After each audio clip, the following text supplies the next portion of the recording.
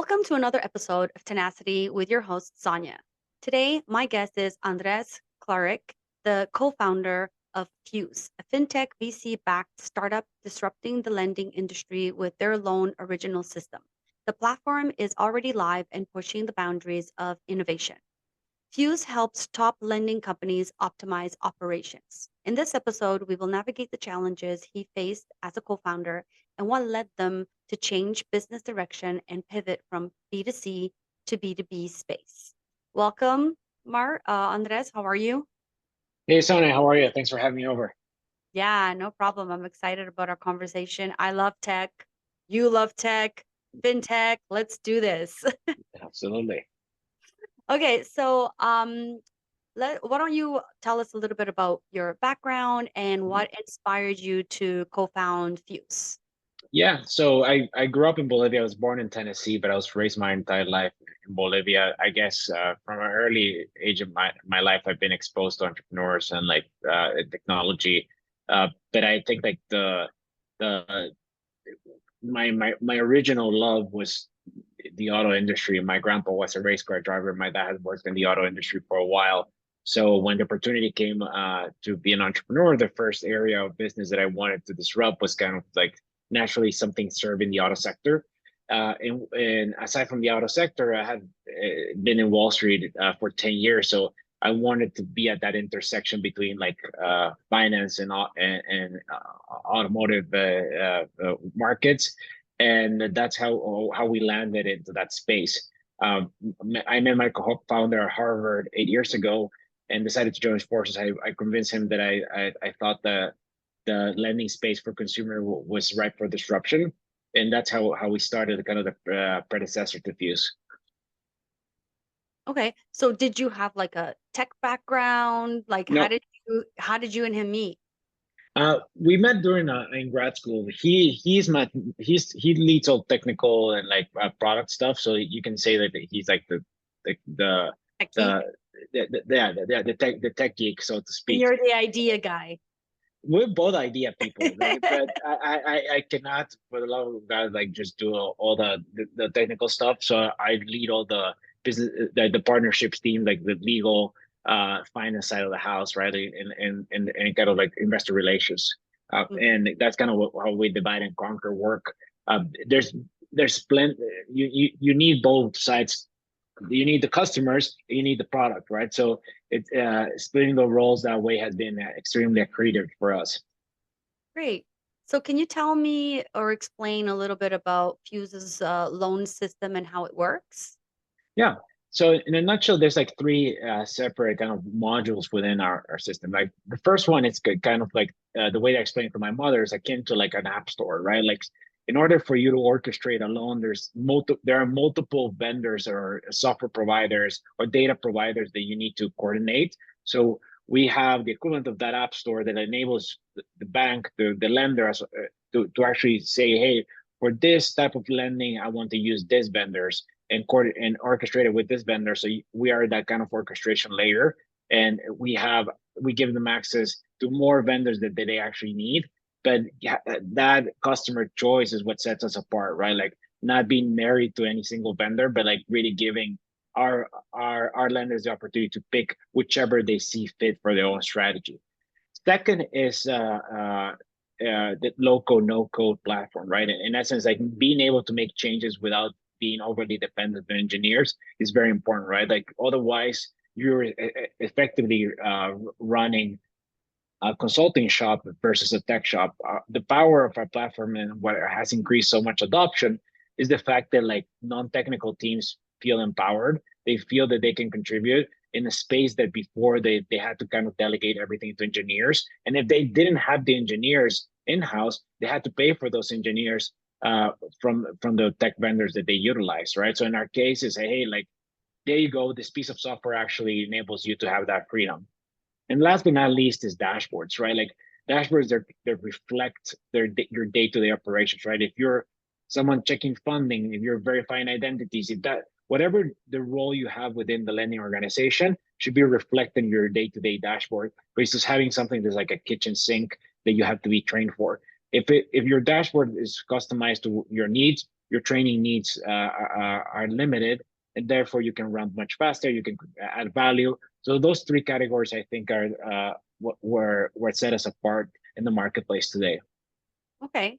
So how is Fuse disrupting a traditional lending system and its impact on both lenders and the borrowers? Yeah. On the lender side is just the fact that like we allow them to automate, and I think if they whenever they use technology, they are able to like automate, but like it's not a black box automation. It's like think about it that like they can actually use insights to make that automation continuous, right? That means that like once they are set up, it's not that they are like, oh, the Fuse folks help me set up, and that's the way the lender is going to be run for the next 20 years. We just set them up at a base, and they can actually change and really like let their imagination fly or what the flexibility they want in that system to be, which is huge, right? Because what the other solutions that they have is like they have the machine, they set it once, and like they cannot change anything, right? It's kind of like the same process run in perpetuity without any changes, right? So that's kind of on the lender side in terms of like the value, the kind of the brand promise. On the borrower side, what the way that they see it is like it's a much more delightful experience, right? It's minimized keystrokes. It's really like being able to get approvals without like getting a hard pull. At least in the context of the U.S., it enables them to like upload documentation from their phones. It enables them to like shop around for rates in a much more efficient way. And ultimately, the most important thing is if the lenders become more efficient, that means that their costs go down. If their costs go down, that enables them to approve the marginal borrower. So as a borrower, it increases ultimately. Like if you're a qualified borrower, you're most likely going to benefit from the fact that like banks are more efficient because they can actually lend to that marginal borrower that they've been told no because it's too expensive to perhaps vet them or check or being offered the type of solutions that today they're seeking for. Okay, so what were some of the challenges you faced while developing the application? I mean, technical components a lot, right? But that is something that on a day-to-day basis, it's different. I am not an engineer, but I can tell you like there's a lot of multifactoring things that need to be changed. I would say like the universe of vendors, really getting them used to the fact that like creating choice was beneficial was something that like also took time. And frankly speaking, the customers themselves um, uh, kind of convincing them that like the current provider is something they can replace because they've been led to believe for years that it's like a massive undertaking and it's going to take forever. That type of stuff it takes time, and building that trust and that relationship is something that we pride ourselves, and it's a combination of building a great product, having a unique perspective in the fact that we started as a direct-to-consumer brand, right? And before we pivoted, we actually used the tool that we sell today to lenders. It's a tool that we used ourselves to grow a B2C business. So we have I would say a differentiated and unique view in the sense that we have a level of empathy that only being a user of the product gives you. So as a consumer, traditionally the way to buy a car, because you started out in the automotive space. So Yeah, I'm just going to sort of use a scenario that I might understand. So for our yeah. listeners who don't, so you want a car, you go to a dealership, they find you a lender based on your credit score, your all of that, right? So your app basically replaces that process and lets the consumer find um, their own bank or facility that's going to lend them the money. Is that how it works? It depends on the channel, right? In most instances, the way that like getting a loan for a car works is more like through secondary. It's called like indirect lending. So like there's already applications that exist and like vendors that kind of connect lenders to borrowers at the dealership. They vary where in the U.S. You're located and also what type of lender it's there. But once that vendor kind of beams the application to the lender, the lenders themselves are utilizing their own set of systems. And that's kind of what our LOS is. It's one of the systems to which they actually send the applications. But whenever that plethora of distinct solutions have a lot of I would say limitations, and Mm, we kind of do away with those limitations. For example, we enable the lender to tell the dealer that it's, hey, like this is, you applied for 5 year for a 5 year loan at this loan to value. You can tell your customer that they are approved up to 7 years, and like they can actually buy these extra things. So giving multi offer is something that like we've been able to do. That is a huge thing in terms of like actually enabling our lenders to differentiate ourselves in the marketplace, right? Because when you apply to a bunch of lenders, and you just say like I want a 5 year, $10,000 loan, most systems are just going to tell you yes or no, and this is the rate.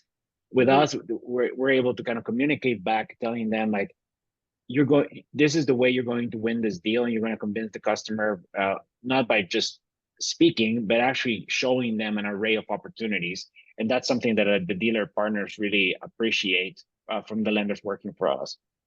Okay. I've been in tech for like 17 years Mhm. and been part of a couple of startups. And one of the things that I love about the whole space is not just having an idea, building it, and taking it to market. I really enjoy the failures of startups and how you can take something that started out as a fail and make it and pivot and make it work or, reinvent it. So what was the biggest failure for Fuse so far, and how did you impact change in your company? I mean, it's switching from B2C to B2B could be perceived as a failure, right? Like you ultimately had to tell your investors, listen, we found a better direction, and this is the reasons why we want to go in that direction. So you take a calculated risk, right? Like and but you need to, it's not, you're not a dictator, right? Like Yeah. you need to be assertive, but you need to tell them, listen, yes, there's an opportunity of where we were headed, but we think that we have unearthed a much larger opportunity. So in a way, recognizing we were wrong, and now we think this is the right path, right? So it's it came in a cute way, I would say failure, but it is failure at the end of the day, right? Like you can if you're gonna label it, it's much more accurate to say that yeah, we didn't manage to go on our original path. That's kind of where we were originally headed. But this is the reason why we change our minds, right? Because one kind of a la Maynard Keynes, right? Like Yeah. if when the facts change, you change your mind, and I think that's one of the things that I appreciate as a group of founders, that we were able to not kid each other of where the real opportunity was waiting for us. Right. So let's talk about this shift from B2C to B2B. It's a huge shift, big change. It completely changes the way you could do business. So what led you, like, okay, so let's talk about the failure. You started out as a B2C, something happened that led you to go to B2B. So what was it that led you to say it's time for us to shift and we need to go into the B2B space? And how did that shift go? What kind of an impact did it have on your business? Yeah. It starts like with a few questions, right? Like folks start asking you, hey, like, how is it that you're processing loans so fast? We've never, or like just they praise you with certain things, right? They're like, we never funded anyone as fast as we funded you guys. Your applications are clean, no mistakes. And at first you just take pride of like, oh, we built this very nice thing. And then they ask you, well, who's your vendor for this particular thing? And when you're B2C, you don't want to tell your secret sauce. But then we realize Right, it's as if you sell hamburgers and everyone just wants to know what ketchup you're using. And then we right. were like, hey, are we a ketchup company or are we a burger company? And Mhm. and we realized that we were a ketchup company. People just realized that and we had to go and tell people we're just gonna sell ketchup, right? It's the same thing here. We realized that what we had, although we had built a promising business on the direct to consumer space, what customers really wanted was the software that we had built, and that was much more defensible, long term contracts. Of course, doesn't have the virality. Like B2B is not viral. Like it's or in general it isn't. And we made a conscious choice that we felt that there was a market in which we could actually win and win big. There were a lot of dynamics that we liked that made it much more palatable for us as founders too. The B2B sales motion in a way, there's plenty of playbooks written in that space, whereas consumer, it's hard, right? Like there's CAC, Yeah. there's like change algorithms, but the B2B SaaS playbook is quite repeatable. And if you have the product and a winning product, it's just a matter of like really doing it well and executing it. And I do think that like whenever we were a direct to consumer brand, we were very dependent on our ability to make very quick and convincing appeals on TikTok or Facebook. And when you're B2B SaaS, you're betting really on your ability to sell. And I think my co-founder and I feel very comfortable letting the future of the company hinge on our ability to convince others that the product we built is it's great. I think it's much harder to do that when you're speaking into the ether on social media, so to speak. That's true. But I mean, also marketing is very Yeah, different from B2C to B2B. So absolutely. you guys do that shift as well. Yeah, I mean it's completely different, right? Like I Yeah. was kind of already alluding in the prior response that like it went from like Facebook and TikTok to like conferences, setting like dinners, speaking on LinkedIn. It's a very different go-to-market motion, but it kind of lends to the learnings that we had as corporate folks before, right? I was an investor for almost 10 years of my life, so I had been in board meetings. I had been in like M&A transactions. So I got, if anything, my day to day was more similar to what I do now for 10 years than what I was doing when we were doing B2C. Mm.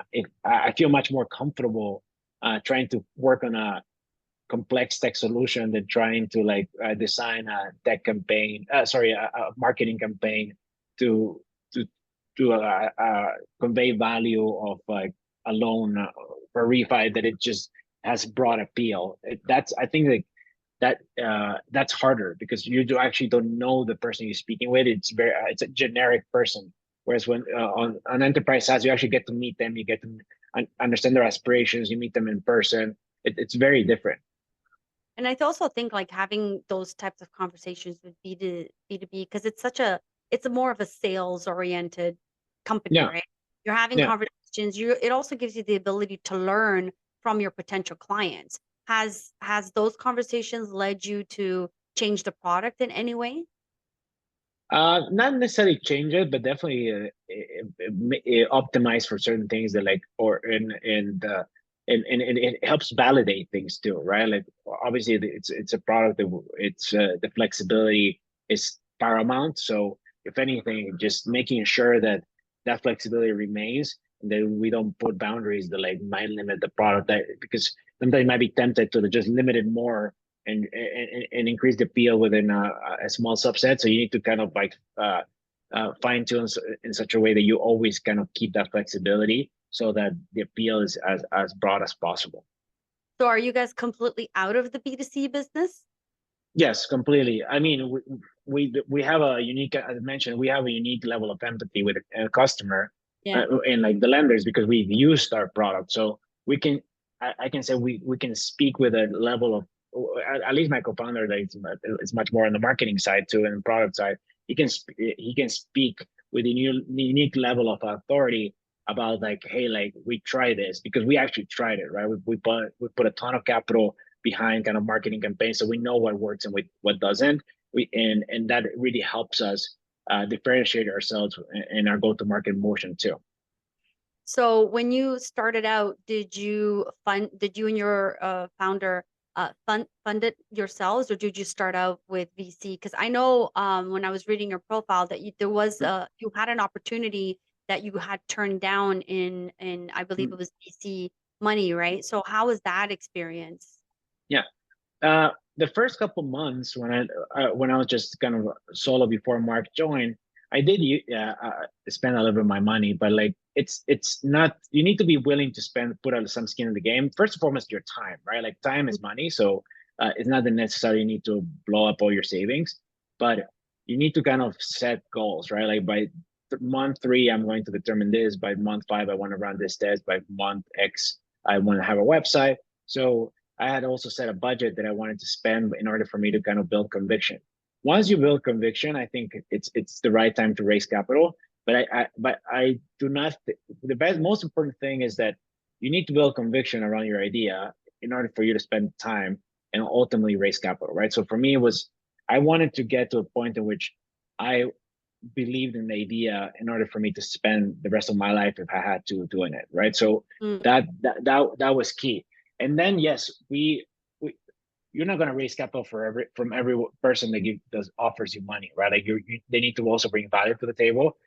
But I think like what you're alluding to is we had the opportunity to go to Y Combinator, and given like the stage that the business was at, we decided against going there. It was one of the hardest decisions we made as founders, but it's something that like looking back, given the information we had, was the best path for us. I mean, in a world with perfect information, and now that we're in B2B, if I could go back in time, I would change it. But that's assuming I Okay. have the information I have today. But at that point, it was crystal clear that that was the right thing to do.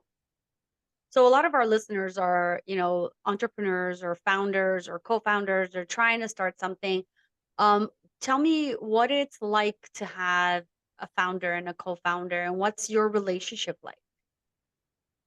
I mean, it's probably one of the most important relationships in your life, aside from your parents and your siblings and your loved ones. You spend so much time with them. I think it's very important. There's a lot of trust and respect, right? Like you don't necessarily need to be best friends. If anything, it helps not to be like super close because the Okay. most important, I would say the most important uh, link you want between the two of you is hopefully that business. And it's hard to see a world in which like, if you're doing this with a loved one, then where so if the business is the most important thing you build together, then you're going to ensure the success of that business is paramount to you, and you're tied by the hip from that perspective. I think like having complementary talents is very important too. I think for certain businesses you can have overlapping talents, but in general, the Venn diagram needs to be separated enough that, especially since you're going to be splitting ownership of the business, that like you both are creating equity value in a way that is tangible and like equitable to like what the amount of input and output that you're generating as partners. And it's a long journey, right? Mm. Solo founding, it's something that I would have not pursued, but it's more a personality thing. There's plenty of data on the benefits and the pros and cons of having a co-founder and not, and a kind of ideal sizing of how many people should actually be in that co-founding team. But at least from my perspective, I wanted to increase this is cliche, but I actually believe in it. Uh, uh, I think I wanted to increase the chance of success of this business, and Mhm. if I wanted to, if I rather own something that has value down the road than like 100% of something that this is zero, right? So Yeah. splitting the ownership between a co-founder and also bringing investors was just my appetite for increasing our odds of getting to the finish line. So one of the questions I get asked a lot is, when you have a co-founder and founder relationship or co-co, how do you handle conflict if you don't agree on Yeah. something? Do you guys I have mean, a process for that? yeah, you can first and foremost you can have distinct equity ownerships, you can have distinct voting rights, or even like as long as you kind of have something written Mm. and that you can actually uh, uh, fall back if you ever get to that point. That's why it's so important to kind of either legal frameworks or like codes of conduct and things like that you commit.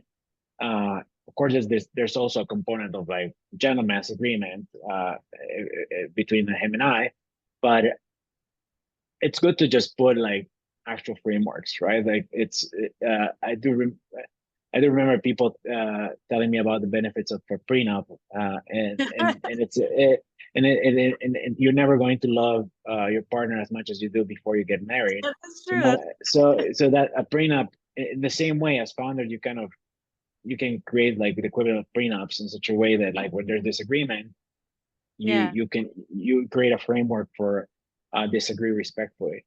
But that's kind of an extreme case, right? Yeah. I would say in general, I've never run into the issue of now not agreeing with him. If you get to that point, you have bigger problems, I would say. Mhm. That's true. That's a good point. Yeah. So, I mean, time is running out. I feel like we just started, but Yeah.